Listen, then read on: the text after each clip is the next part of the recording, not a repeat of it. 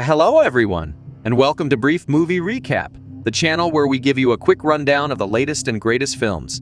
Today, we're excited to announce the upcoming release of Dune Part 2, the highly anticipated sequel to the hit movie Dune. But before we dive into the details of the new film, let's take a quick look back at what happened in the first one. Directed by Denis Villeneuve and based on the iconic novel by Frank Herbert, Dune is a sprawling epic that takes place in a distant future.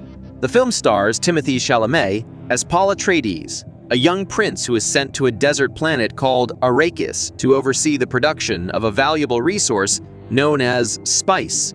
However, his arrival on the planet sets off a chain of events that will change the course of history. The movie boasts an impressive cast including Timothée Chalamet, Oscar Isaac, Rebecca Ferguson, Zendaya, Jason Momoa, Josh Brolin, and Stellan Skarsgård. It features stunning visuals, breathtaking action sequences, and a haunting score by composer Hans Zimmer.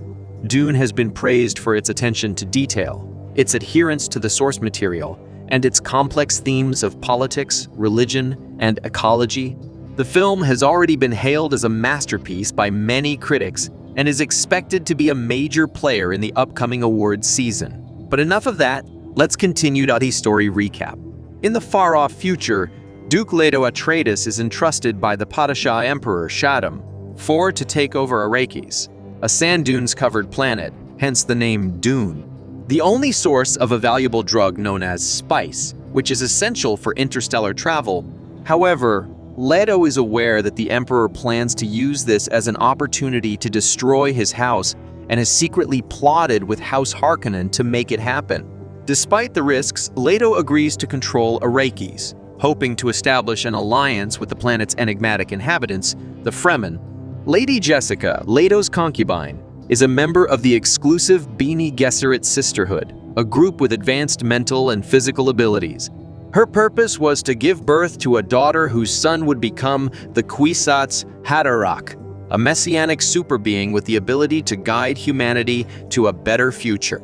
However, Lady Jessica disobeyed and bore a son, Paul.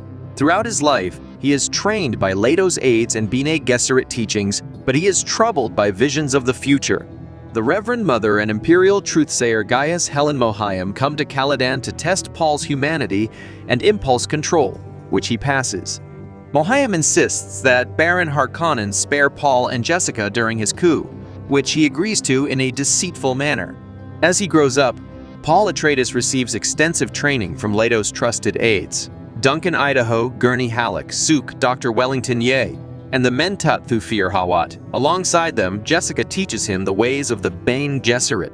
Paul confides in both Jessica and Duncan about his disturbing visions of the future, which only become more frequent and vivid as time goes on. In an effort to assess Paul's growing prescience, Gaius Helen Mohiam, the Reverend Mother and Imperial Truthsayer, pays a visit to Caladan and subjects Paul to a life-or-death test to evaluate his impulse control and humanity. Paul passes the test, but Mohiam's true intentions remain unclear. When House Atreides arrives at Arrakeen, the fortress stronghold on Arrakis, they encounter the Fremen. The Fremen believe that Paul and Jessica are prophesied messiahs, a belief instilled by the Bene Gesserit long ago. Leto negotiates with the Fremen chieftain, Stilgar, and meets the Imperial Judge of the Change, Dr. Kynes, a planetologist who lives among the Fremen.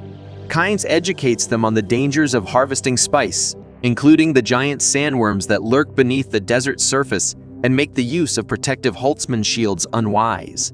During a daring rescue mission, Paul's exposure to the spice triggers intense visions of the future.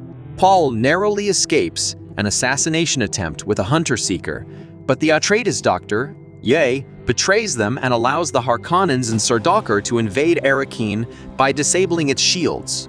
Leto is incapacitated, and Ye plans to exchange him for his wife, who is being held captive by the Baron.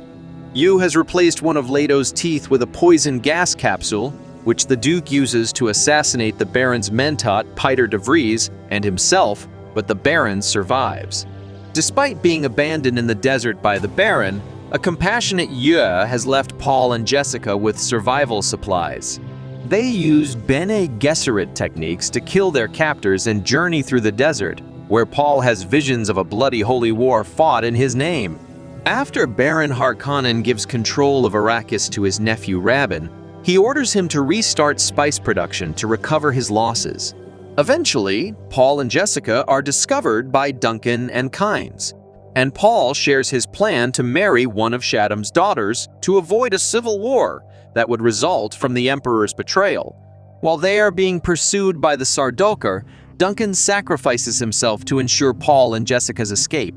Unfortunately, Kynes is fatally wounded by the Sardaukar, but summons a sandworm that consumes them. In the deep desert, Paul and Jessica meet Stilgar's tribe, which includes Chani, the girl in Paul's visions.